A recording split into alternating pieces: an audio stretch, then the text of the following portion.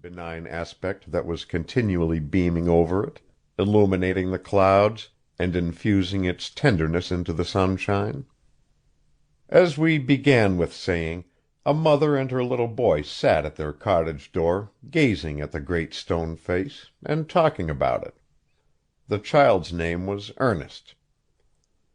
"Mother," said he, while the titanic visage smiled on him, "I wish that it could speak, for it looks so very kindly that its voice must needs be pleasant.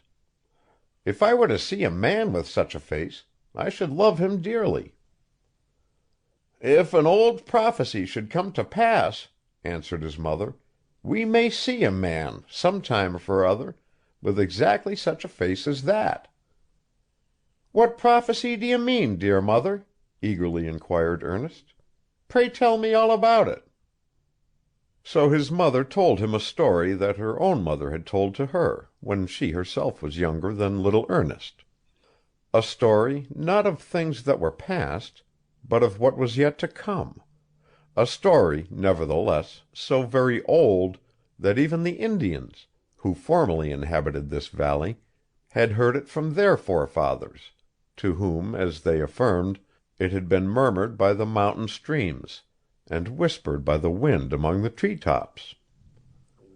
The purport was that at some future day a child should be born hereabouts, who was destined to become the greatest and noblest personage of his time, and whose countenance, in manhood, should bear an exact resemblance to the Great Stone Face.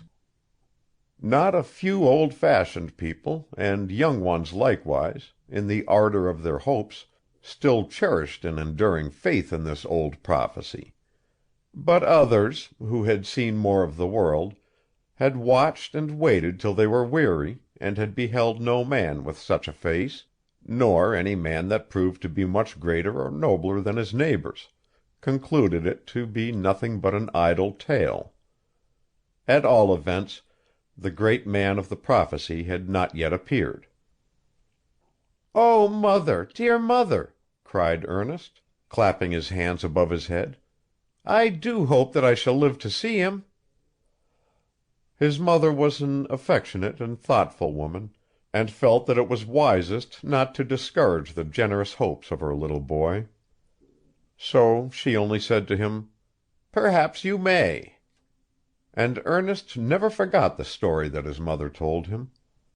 It was always in his mind, whenever he looked upon the Great Stone Face.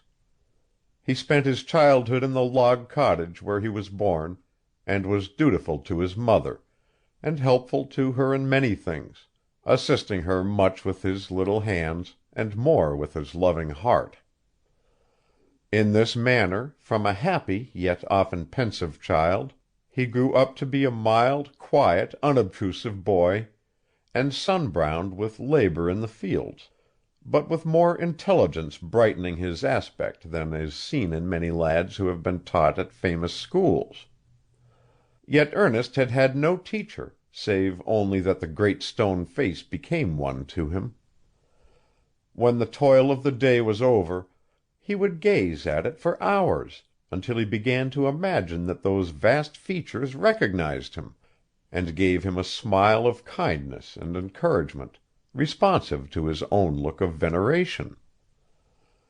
We must not take upon us to affirm that this was a mistake, although the face may have looked no more kindly at Ernest than at all the world besides. But the secret was that the boy's tender and confiding simplicity discerned what other people could not see, and thus the love, which was meant for all, became his peculiar portion. About this time there went a rumor throughout the valley that the great man, foretold from ages long ago, who was to bear a resemblance to the Great Stone Face, had appeared at last. It seems that many years before a young man had migrated from the valley and settled at a distant seaport, where, after getting together a little money, he had set up as a shopkeeper. His name, but I could never learn whether it was his real one, or a nickname that had grown out of his habits and success in life, was Gathergold. Being sure